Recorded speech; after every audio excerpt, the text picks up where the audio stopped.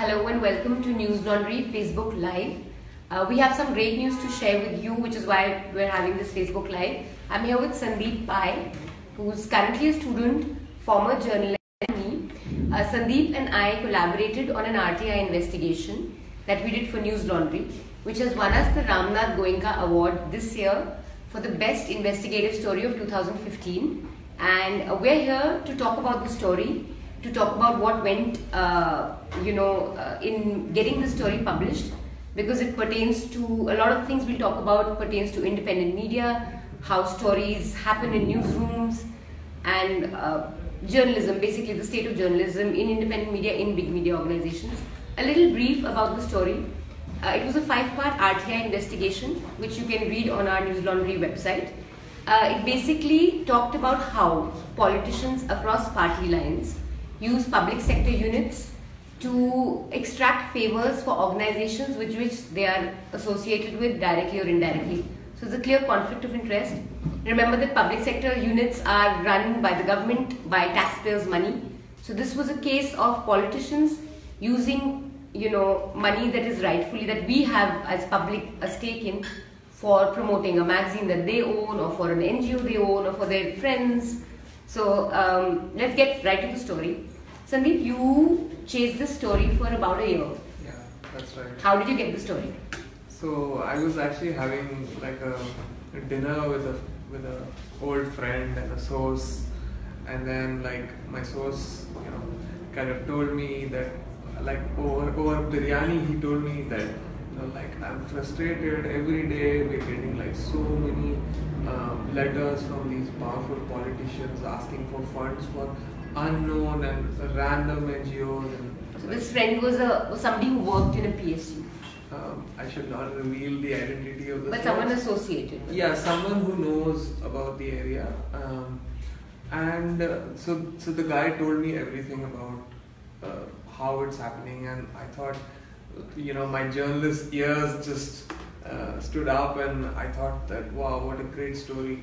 And then I requested the guy if he could leak me some of those documents, and he said it's very difficult because the files are kept, and people will get to know, and so on and so forth. But he suggested, why don't you use the Right to Information Act? And many officers and many public sector units are frustrated with this, that MPs are writing so many letters and so on. So they will be prompt in giving you replies and so on. So that's what I did. That's what I started doing it, and it took me like a year. A year. So just to give you a small example of the kind of letters that were written. So our first investigation, the first part has a letter from Prakash Javadekar, who is currently HRD Minister. Back then he was Union Minister of Environment and Forest.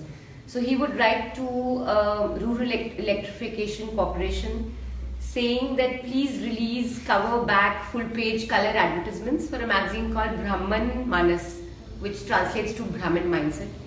So it's an obscure magazine. You have to think, why should a Rural Electrification Corporation put ads in a magazine which has got nothing to do with their field domain?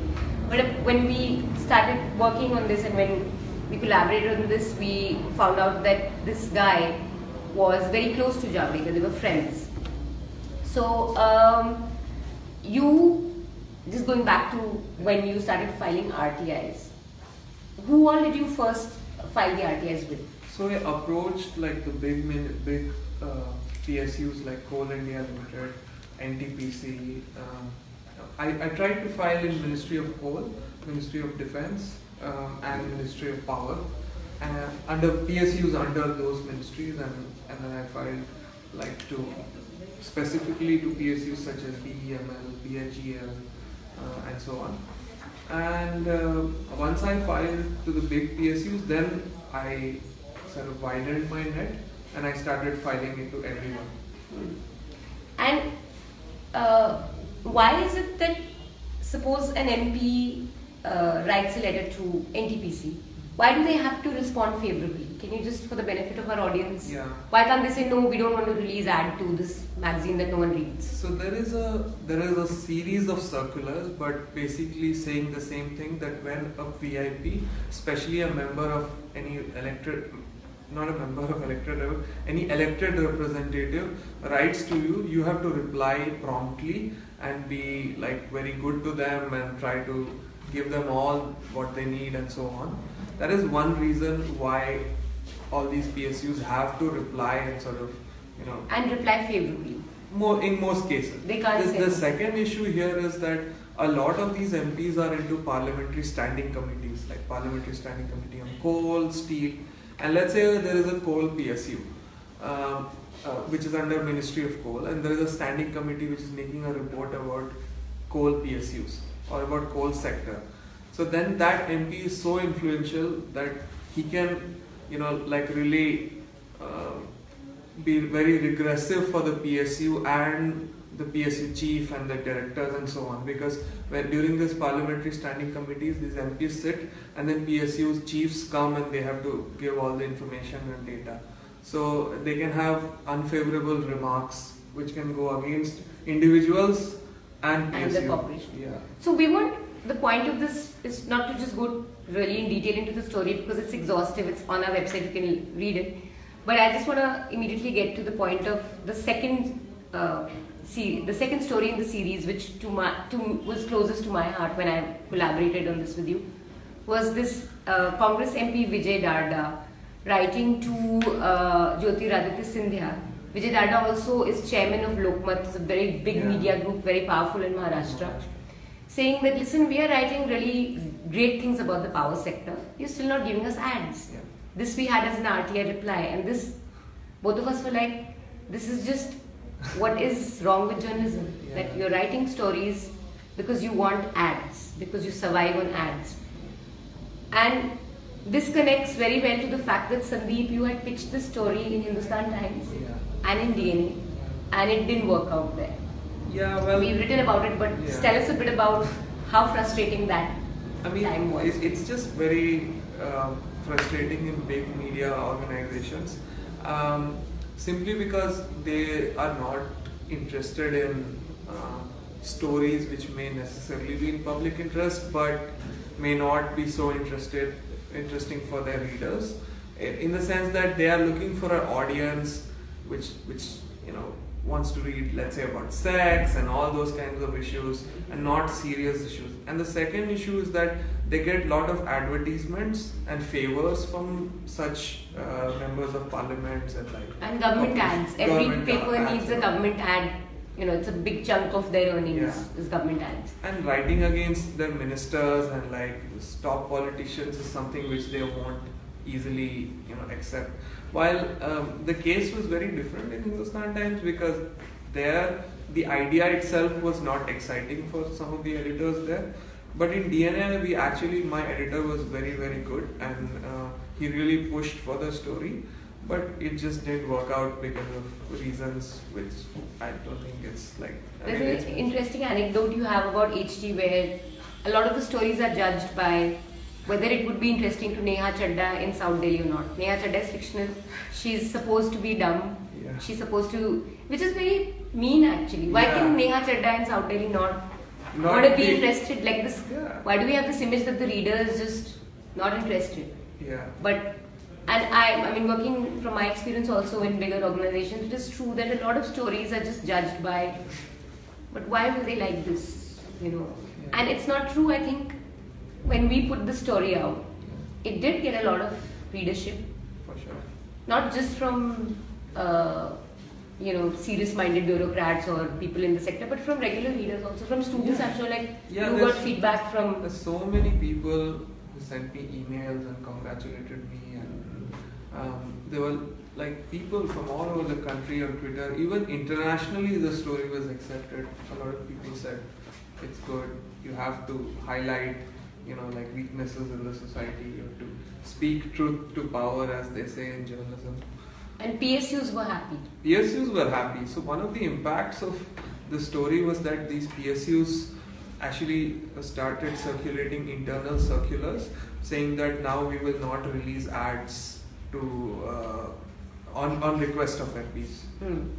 And coming back to the story again, there's one little, I just want you people to know the importance of the story and why it was such a big deal and that it was rejected in 2 newspapers, you know. Not rejected, but it was just not considered worth enough to push to, yeah, we have some tea.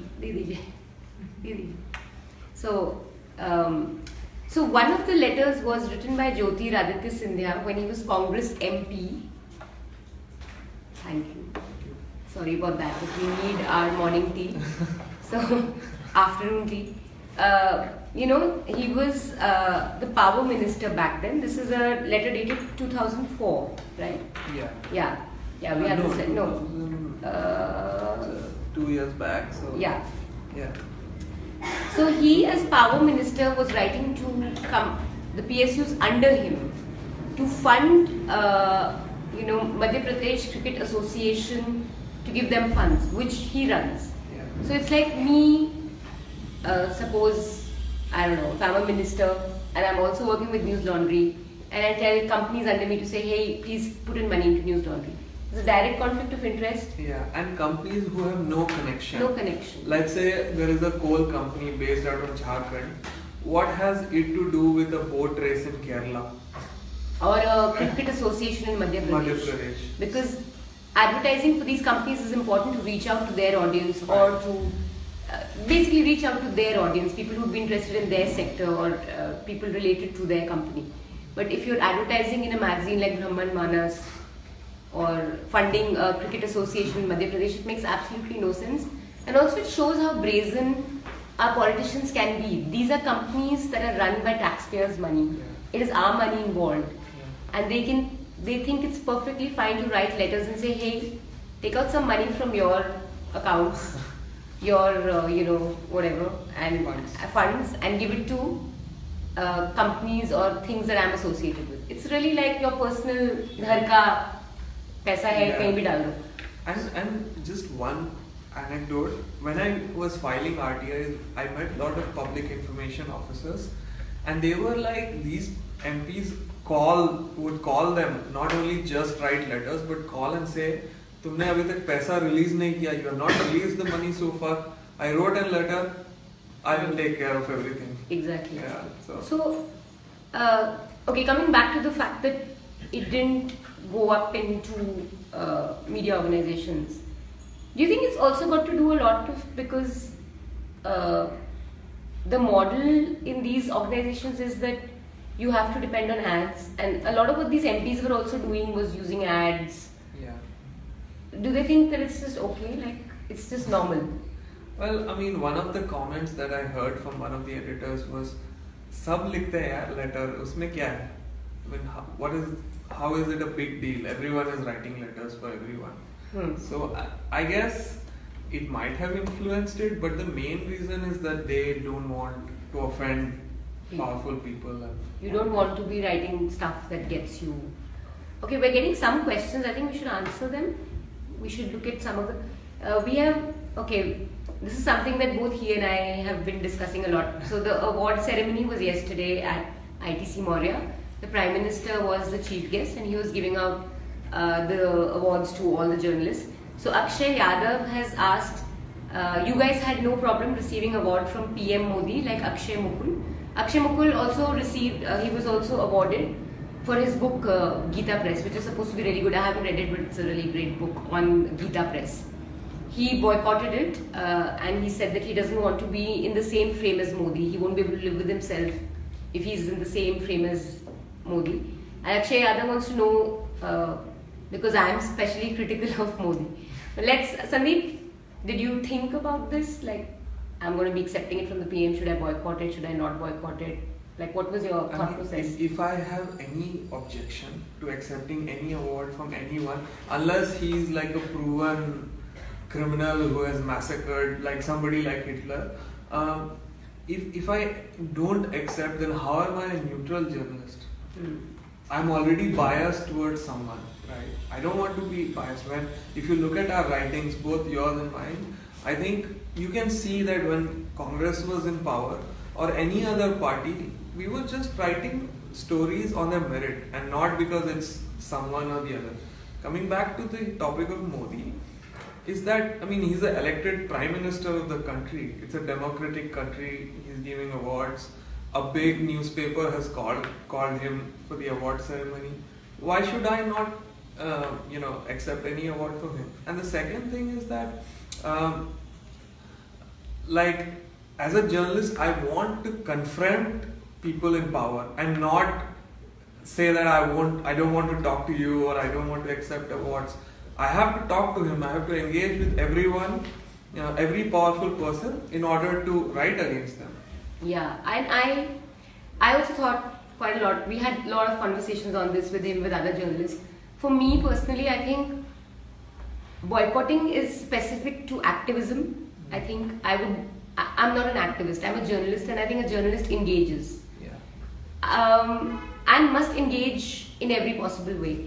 I think that here, the PM coming to Indian Express, which if you look at the Indian Express's front page, it is currently the most anti-establishment newspaper. Right. It does routinely stories which are, you can't call them anti-government. Yeah. That's the thing, we can't do anti-government, pro-government. We just do stories that tell the truth, that tell the fact. But that should not be PR. We are not going to write like, oh wow, look, the ministry has done such a good job, because that's their job, they have to do. But we have to point out when they're not doing good work. So I think when Indian Express calls the Prime Minister, he is sending out a message, maybe, I hope that I'm okay with criticism. Yeah. And the paper is also saying that, look, we are not against your government, we're just doing our job. Despite all their, front pages that make the BJP government look really bad. So for me, I think, I don't want to boycott a democratically elected Prime Minister. I want to engage with him at whatever platforms. I think you have to listen to Rajkamal, the editor-in-chief, Indian Express's editor-in-chief, who came on the same platform and gave an excellent speech that I think was critical of Modi and the government. But in a very subtle way. But in a very subtle way. But yeah. That was so much more powerful than any boycott. You're on the same platform as the PM and you're telling him the fears that media has. One of the points he says that today anything can pass off as journalism as long as you have the national flag. Yeah. Nationalism ke naam pe aap kuch bhi chala sakte hain. Yeah. Which was a big thing to say to when the PM is right there. So I think that is more powerful. And all of us clapped. I think our claps were, I don't know, asking a message. Yeah. Because, also, like, he said something which I'm sure every true journalist got a goosebump hearing that. He said that if you're a good journalist, in some, I don't remember his exact words, but he said, if you're a good journalist, then the government will be critical of you. Yeah. And he said that it's a badge of honor. It's a badge of honor that you're, actually highlighting some serious issues and government is critical of you. In fact, he gave an anecdote that Ramnath Goenka had fired a journalist of whom the government or some minister had said that, like, aapka journalist acha kar raha hai. So that's you can't so which is why I don't see, for me boycotting was never a question. But yeah, sure, that maybe tomorrow if there is something that this government does and I'm seriously, like right now there are questions on what they're doing, there has to be criticism of so many things that they're doing. Modi is saying, in fact I didn't agree with a lot of things that Modi said in his speech. But there should be criticism, but there shouldn't be like, I'm not going to be seen around you, or I'm not going to touch you, or I'm not going to engage with you. Yeah. You have to engage. So I think that answers that. Harsh Taneja says, can you speak a little about the impact of your story? Yeah, Sandeep. Yeah, why don't you? The main impact was that public sector undertakings issued circulars saying that we will not release funds to any organizations, no matter who is writing, which MP, minister, and so on. And we'll only release funds on merit and on occasions and events and to NGOs, which have some benefit for the PSU. Yeah, so the impact was really that Sandeep had already, he was in touch with a lot of people working in PSU who were fed up with just having to release funds needlessly for things that they don't need to release it for. And after the story, they had something to back up their complaint with, like this has come out. Yeah. So circulars, like he said, were issued saying that we don't have to release unnecessary funds and we can be careful about how we want to spend our CSR. Yeah. That was an impact. Kishore Dwivedi is asking me, why was the tea necessary, why not before or after? I'm sorry, I have really bad throat and I really needed hot tea. Rishi Raj Bhagwati has congratulated us. Thank you so much. He asked, when Modi gave away the award yesterday, did he seem to have an idea about the story he was awarding you for and what that said about his ministers? Do you think? I mean, I'm not sure, but generally my experience of reporting on government and politics has been that generally a prime minister would be briefed about what he's doing. He'd be briefed about, I mean, as long as somebody is not attacking the prime minister like personally, I don't think he'll have a problem. In fact, any politician would try to show that, look, I don't care, like I'm supporting free media and so on. So I think how PMO works, he would have been given a list that these are the awardees, this is what they've won for. So I think, but I doubt if he'd had the time to read like all the stories, but I think briefly they know. At least his guys will know. His guys will know what he's, and interestingly, in our series, the first name is Prakash Javadekar, who was writing to all PSUs saying, please paisa release karo, Brahman Manas ko paisa do, Sanskruti. Yeah, and then there is Manisha Gandhi. There's Manisha Gandhi asking money for her own NGO, which again is a direct conflict of interest. It's your NGO, you're asking a PSU that can't say no to you to say like release lakhs of rupees for my event, which is... And she was conducting events in 5-star hotels and PSUs were paying. And then there is Jewel around and like so many current ministers. Current ministers, we had Congress, we had people from the left. Yeah. Our story covered all politicians, which is also to show that it's not against a person or government, and it's a story. So, I mean, coming back to boycotting Modi or boycotting which government, I think boycotting is also a very strong statement. Like when you really, I think I would only make it for, I don't know, something which is proven beyond doubt. Yeah, proven beyond doubt, and just in my face to not, like maybe, if Manu Sharma was giving the award, I'd boycott it. Like that sort of an example, I would. Okay, so we don't have any more questions. Do we have any more questions? We don't. I'm just refreshing. Anyway, I'll come back to this. Maybe tell them how to. Like. Amrita Madhukalia, who's a very dear friend. Hi, Amrita. Manisha, new media in this case have a platform that established houses could not. Do you think new media can be more independent than traditional media in the foreseeable future? Yes. I do think, I don't know, new media, I don't know, because it can be any platform, but the business model is the same. So even if you're a new website, but you have ads coming in from the same guys, you will have the same pressures. So yeah, I think it's not about new media. I think it's about the business model. If you're going to be dependent on ads, if you're going to be dependent on corporations and governments to run your bureaus, to run your news enterprise, somewhere you'll have to compromise. But I do think that at least till now, what we have seen, places like Scroll, Wire, they do seem to be a little less influenced than maybe newspapers. I think like a little less scared, but then that's not true. I do think like papers like Indian Express are doing a great job. They're traditional as it gets. Right. The model is funded by advertisements, but they are doing some stellar journalism. So I think it's about good editors. And if you don't have an agenda against one person, or you're not aligned to a party or a corporate house, then you have more chances of being independent, and then online platform is the best, I guess. I think that's important. Yeah. I'd say more than anything, this agenda-driven thing should just, any like left agenda, right agenda, any sort of agenda is just bad for journalism. Okay, Anil Adapted wants to ask Sandeep, have you received any threats while replying party ads? I wouldn't say there were any threats. Not for this story, but any other also. Well, so gone are the days when you receive like physical threats. You do receive physical threats when you chase in journalism we say uncivilized criminals. Like if you let's say chase a mining mafia and all, then you have an issue with all these kind of like physical threats. Now are the days when you get like corporate and legal threats. So I have had defamation cases against me from companies like Reliance to ICICI to like politicians filing defamation cases. They want to just scare you. So those are the kinds of pressures and threats that are mostly applied. But with RTI, because there's so many cases of RTI activists, deaths, murders. Okay, just how does that? to be a neutral on this point of view, a lot of times if I file 5 RTIs, that doesn't make me an RTI activist.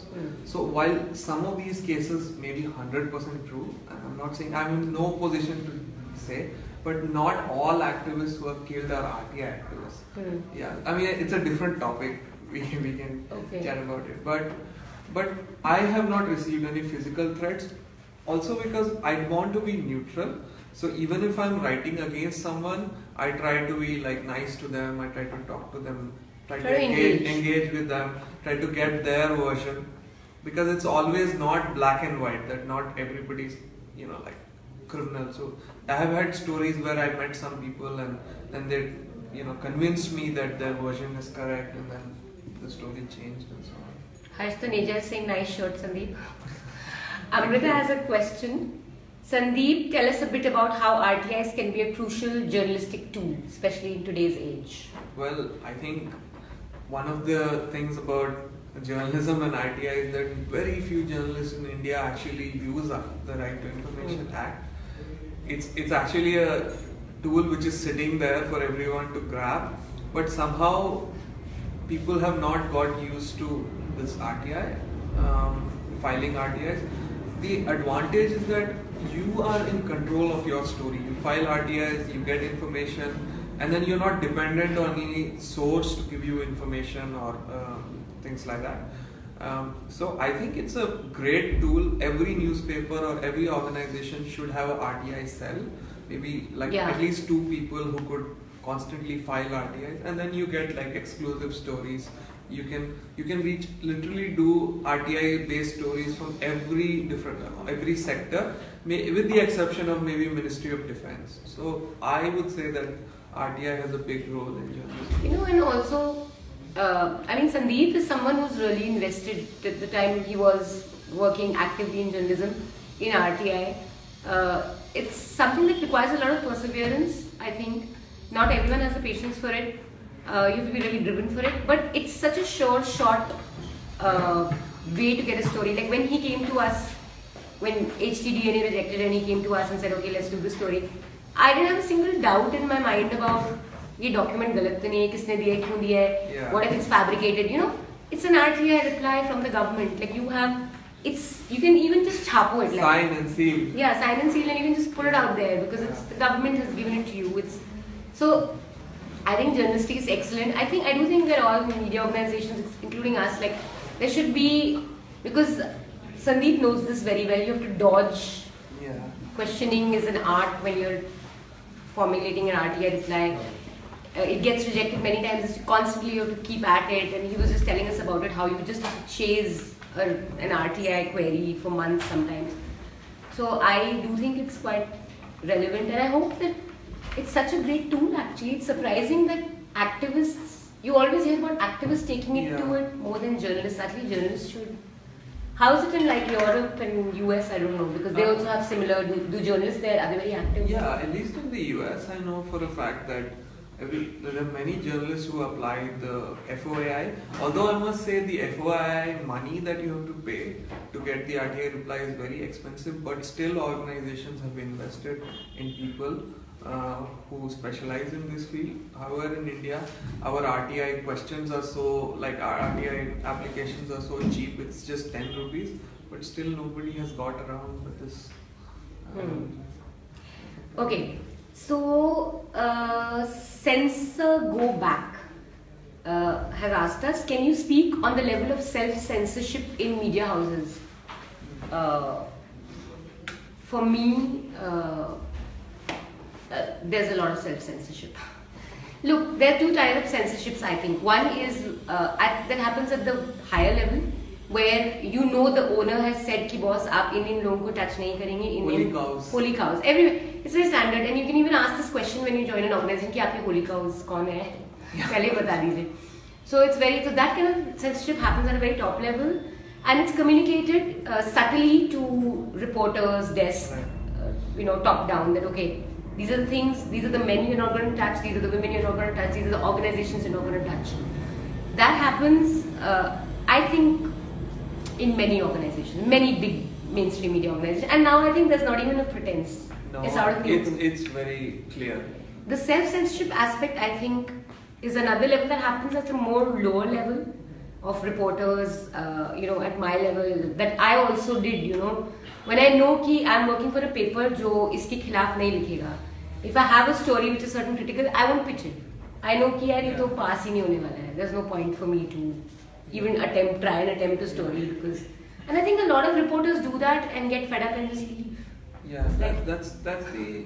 We know many. Or compromise. I don't know many who've compromised though.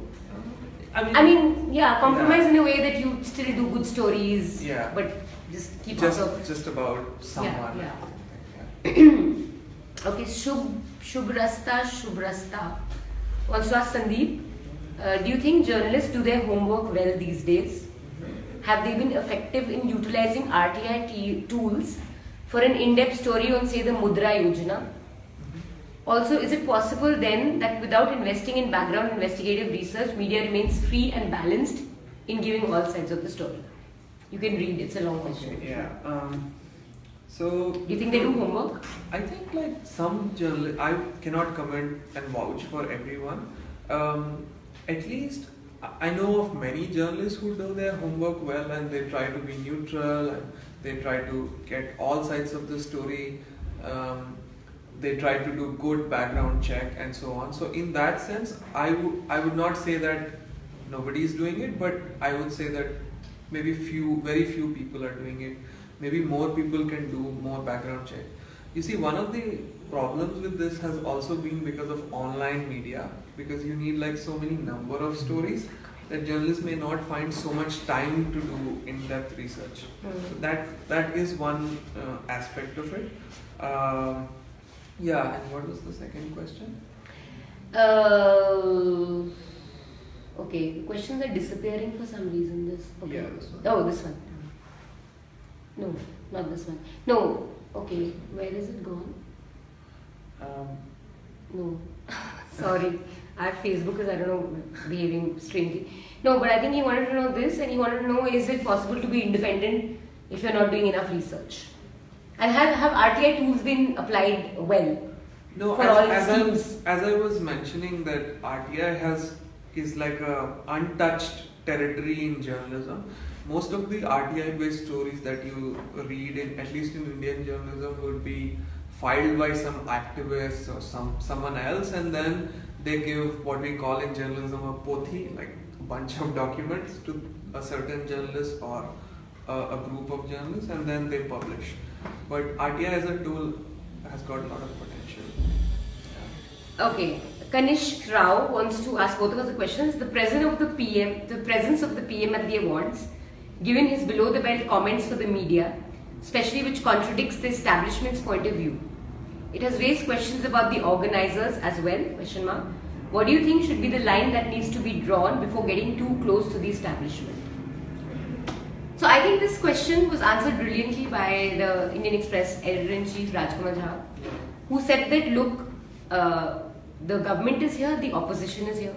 We know who is who, but both are here to clap for journalistic work that has gone against the government. Right. Our story. Yeah. The guy, was so many journalists sitting with us. They were all stories that didn't show the government well. So I don't think this means I don't know. I mean, it's for us to see in the future also whether this changes anything about how Express reports. Maybe they suddenly start praising the government, and then maybe there's a connection. Then it's a problem. But I think it just inviting the Prime Minister to an award function. It's not his money, by the way. It's the money is Ramnath Goenka Foundation. So he's just handing out the check. Yeah. He's basically the chief guest of honor.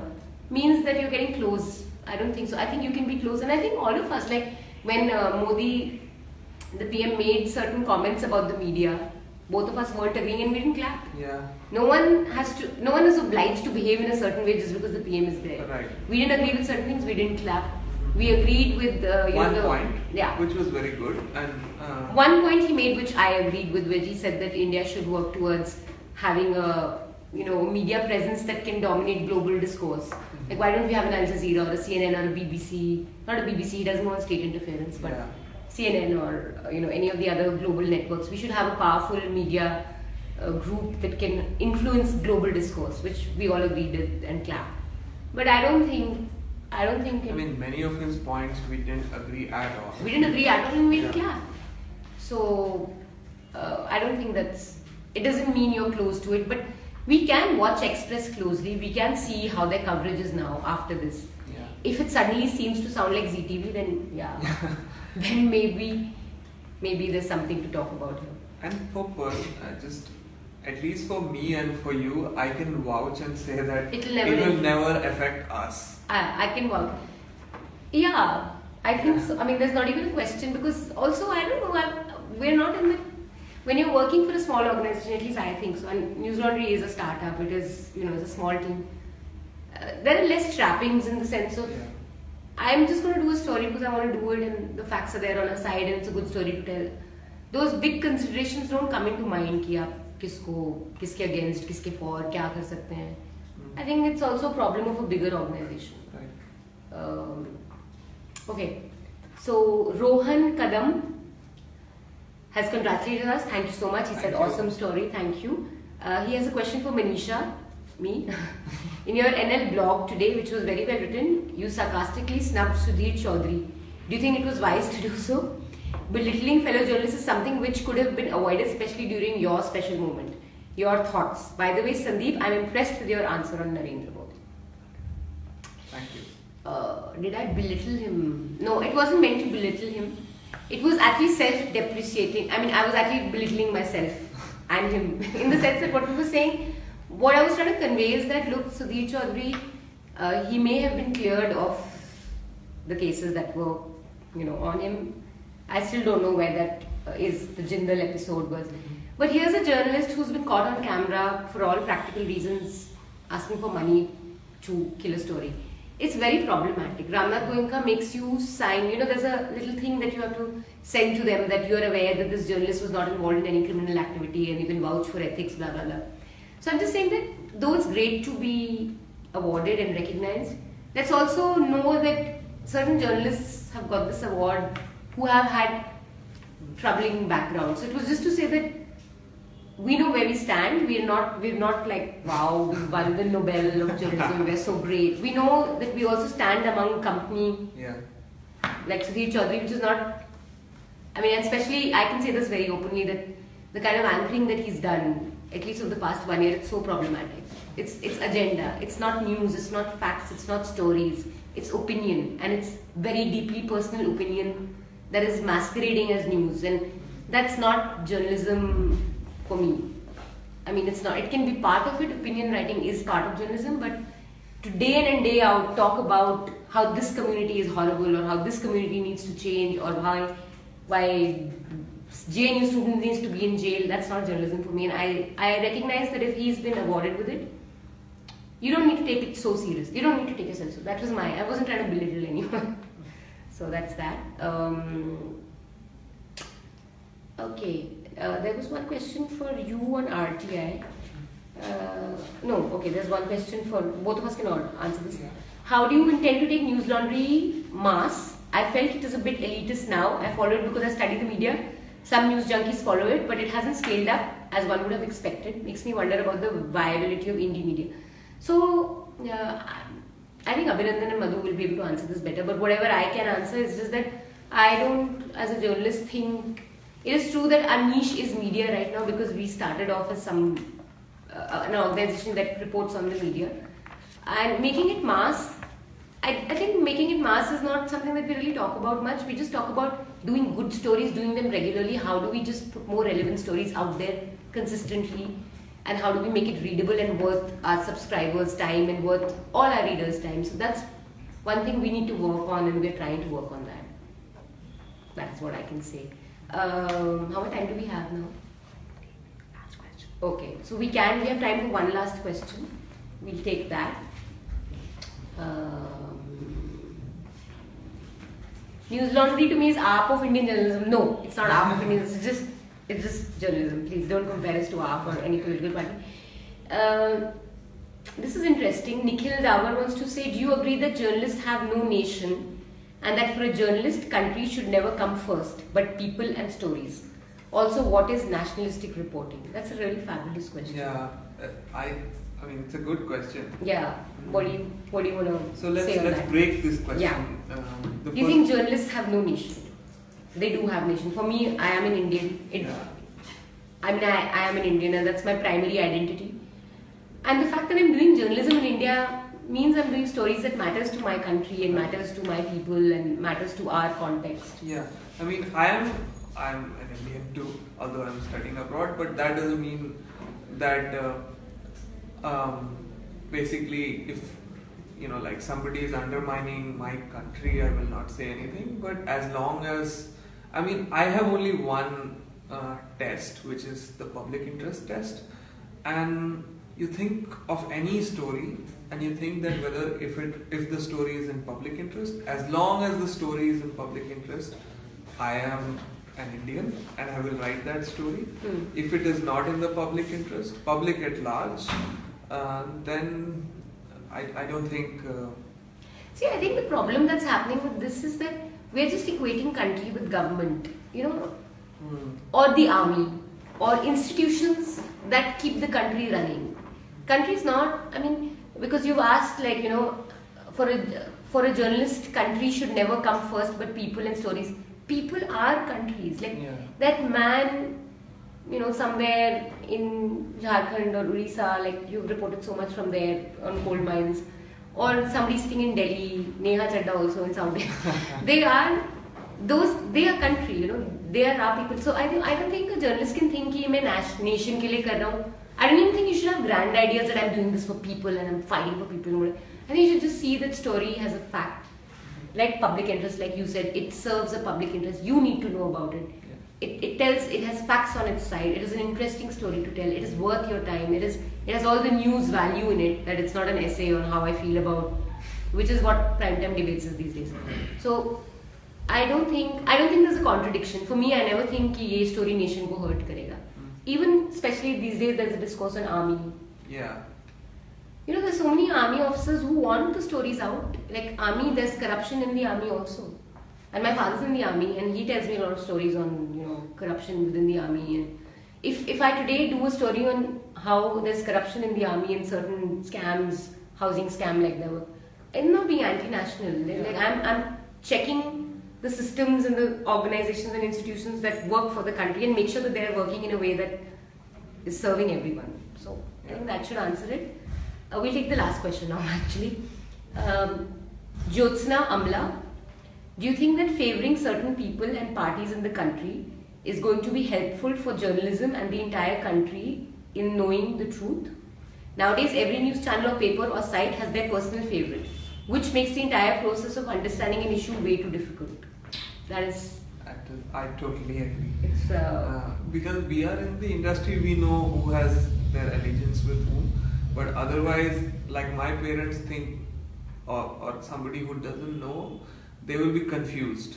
That ये क्यों बोल रहा है और ये the same news you switch from ZTV to India Today to Times Now to CNN to NDTV. It'll change. Yeah. Like it's very. But I think that's because, like I said, that it's so much is about your opinion and not facts. If a chunk of news, at least 50-60% is just on kya hua, facts, context, what you need to know, I think that will change and help readers. Yeah, the best example right now is about the 8 alleged terrorists. Yeah, under trials. Under trials, sorry. And the next day, when they were shot, some of the headlines in some newspapers and TV was Atanki Mare Gaye. They were under trials. Yeah. So we don't have to continuously say Atanki the nahi. We can state a fact. They were under trial. That's a fact. You can put it out there. It doesn't change anything to the story. You're just being truer to your facts. So I think that maybe a more, and that's old school reporting also. Like at least when we all started off, that's what we were told. Like no one cares about what you think. You just report facts. Yeah. that kind of, if it's drilled into people and if that kind of culture is sustained, I think it will become easier. But I think to answer your question, read as much as you can. The best way to sift through the mine of biases out there, read as much as you can, and slowly as a reader you will also realize what to expect from an organization. Kuch hoga, before the news breaks you will be able to predict this is what these channels will say. And maybe try to get facts which everybody is producing. Like just grab everything and then remove all the opinions and just stick to facts. That's one remove way. All the adjectives. Yeah. Just stick to facts. Yeah. We'd love to answer all these questions. And thank you so much for watching. Whoever has, please do read our 5-part series. Yeah. Sandeep has put in a lot of work in it. So have I. So has News Laundry. So please read it and support independent media, support independent journalism, support News Laundry, subscribe to us. We want to do much more. We want to do better. This is just the beginning. Thank you. Thank you.